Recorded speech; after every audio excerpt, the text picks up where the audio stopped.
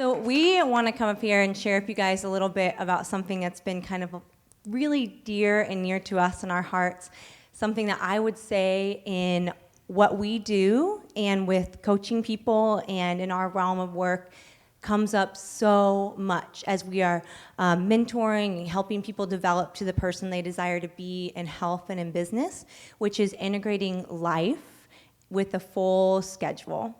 So I just want to I'm going to engage you, so engage with me. I would like a show of hands if you've ever said, oh, I'm just too busy for blank. I think that was the whole room. Wow, okay. So that is a mantra that we tend to live in our culture, especially America. It's almost like we put our busyness on a pedestal. And we don't want to. Like when you stop and think about it, you're like, I don't really want to do that. But you're like, oh, yeah, I would do that, but I'm too busy to. Or I would get my health in order, but I'm too busy to. Or I would do that blank, whatever it is, fill in the blank that maybe it's that decision that you are wrestling with right now, but I'm too busy. And so we want to talk about some tools for how you can be equipped to, even in a busy season, thrive. And that could be busy with children or busy with work, busy with family commitments, whatever. And I want you to maybe think of it a little differently tonight, of shifting that perspective from busyness to purpose.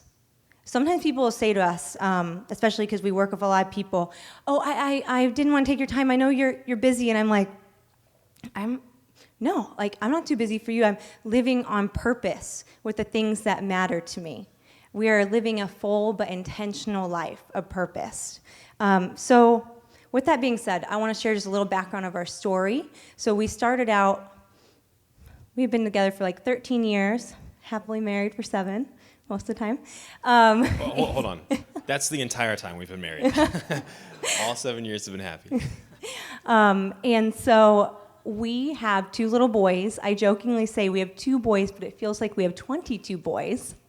They are just like lightning and thunder. They have a lot of energy. And while having our family and raising them, we also decided to start a business. And it was really for me, hey, I want to do something during my kiddos' nap time. I'm looking for some purpose during the nap time. And it slowly evolved to a lot more. And then at some point, we made a decision that we would love to make a massive impact in Indianapolis, and then it evolved to, we want to make a massive impact in the United States and the world. And so when we made that decision, we had to get to work, right? So we got to work, and we started helping people. It started with 1 person at a time, just from our small little apartment, and I actually did my business calls in our laundry room, sometimes sitting on top of our dryer, because there was nowhere else for me to go without the baby hearing me, and the cat's litter box was in the same room, okay? I mean, I'm talking like, I had my little binder, I'm like, I'm gonna help these people. Okay, next page. And just from super simple beginnings, but it was a decision and a choice to get started, and it was really a mindset. So that mindset and decision, you're gonna hear that a lot tonight, really, really matters, because we have such power in our brains to move forward in our life. So Sean, do you want to talk a little bit about mindsets? Yeah, absolutely. Mindset in making that shift can be so powerful. One simple idea made a huge difference for me, and I heard this from someone else in our community, is when you let your excuses become your reason, it will change everything. If you've decided, I'm too busy because I have to spend all my time with the kids. Well, maybe your kids are the reason for whatever effort it is, whatever decision that you're making. And I would just encourage you, whatever decision that you're making, it's going to require some sort of sacrifice. There's going to be something that you have to confront and give up and let go of. And until you do, that might feel like a sacrifice. That might feel like it's tough. So I would say, first, decide what your why is. What is your reason for making that decision, right? Because until we have that compelling why, we're going to lean towards that path of least resistance. And until we have that clear idea in our mind, the scrolling, the Netflix, whatever addiction it is that we go to for comfort, that's going to be more compelling in any moment than whatever it is that takes sacrifice towards our decision and our why. So get clear on it. Someone once said, he who has a strong enough why can bear almost any how, right?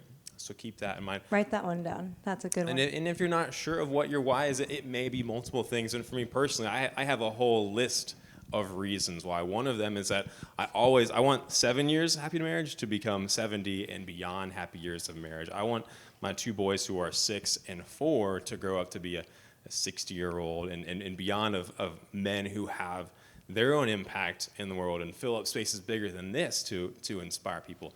Those things help get me out of bed and making tough decisions each and every day.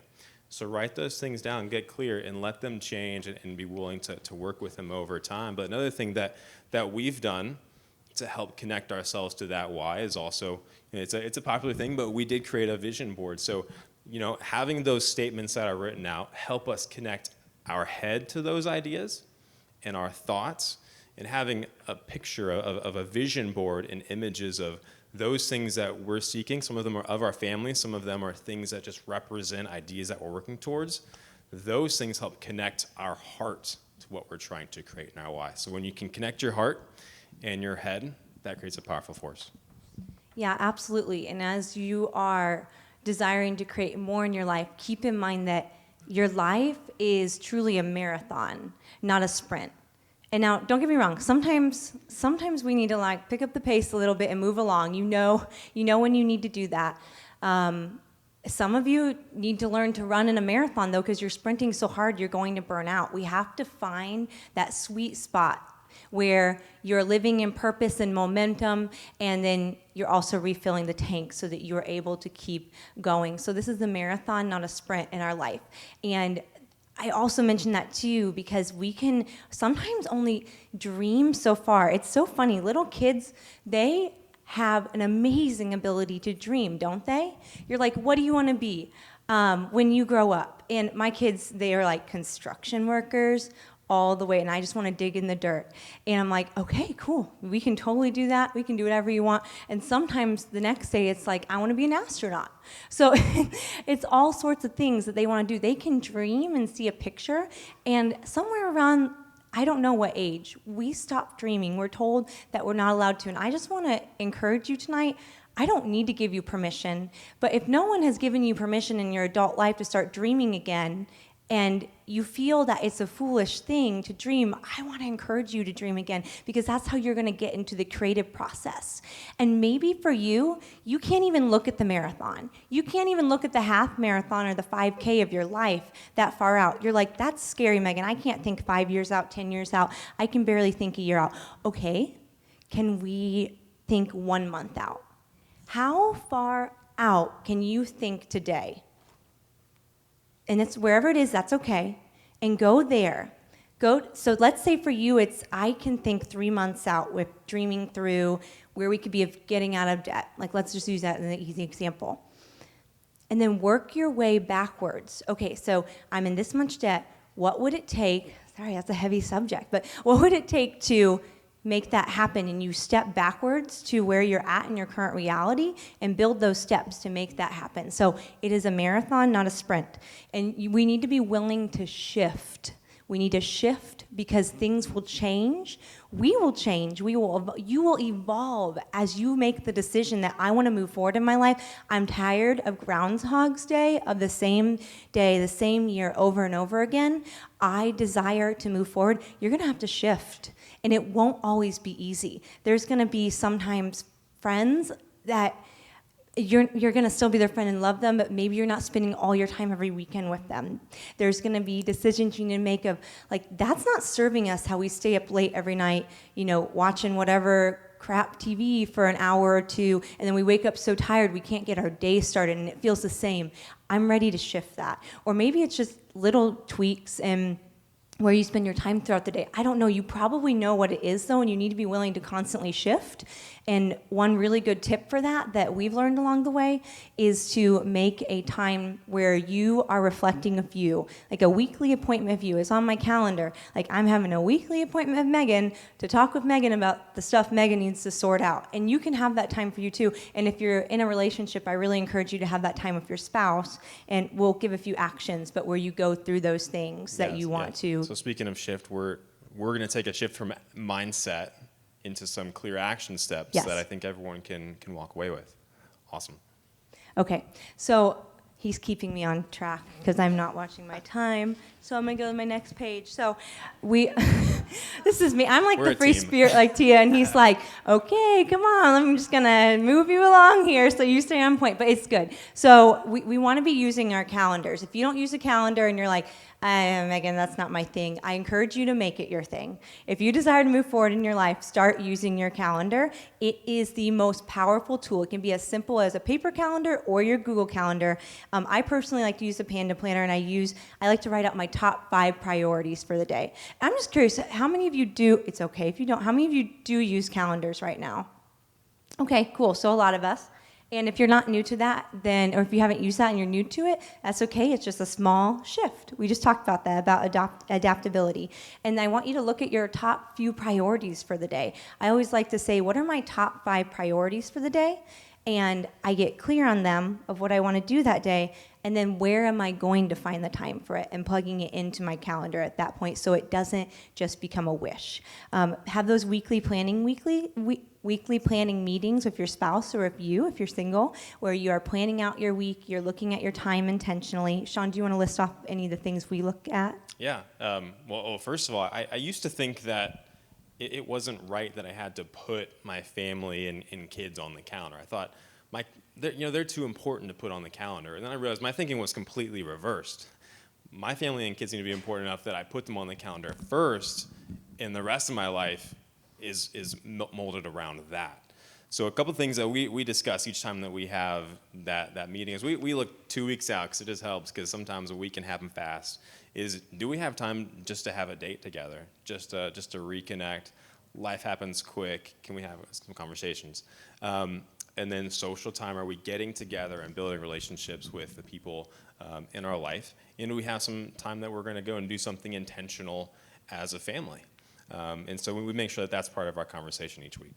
Yep, absolutely. We have some business things in there and stuff. But instead of every week going, what's important, like have those things written out, and then, okay, is it falling on the calendar somewhere this week or next week, within the next 2 weeks? And then in conclusion, I really encourage you guys to partner up with the people who matter with you. Work with them with what you want to create and share those dreams and visions. But also you want to make sure that you are partnering up your actions, okay? You want to partner up your actions with your goals, because a goal without a plan is just a wish. A goal without a plan is just a wish. And these plans, they don't have to be huge. You can start small and build on them, okay? But we've got to start setting those goals and then making the plan. And the plans are the actions that are going to get you there. Like Tia gave the example of, she's like, I'm going to do the stadium and Katy Perry's going to open. You guys, it's probably going to happen. No, it's going to happen. Like, that's just how she operates. And you can do that too. And if that sounds crazy, then start with the small things. I want to start that ministry. I want to start that business. I want to be a mom that doesn't yell at my kids 25 million times a day. Whatever it is, it's not too small to start taking steps forward and to pair your actions with your goals, okay? So thank you guys for having us share on this.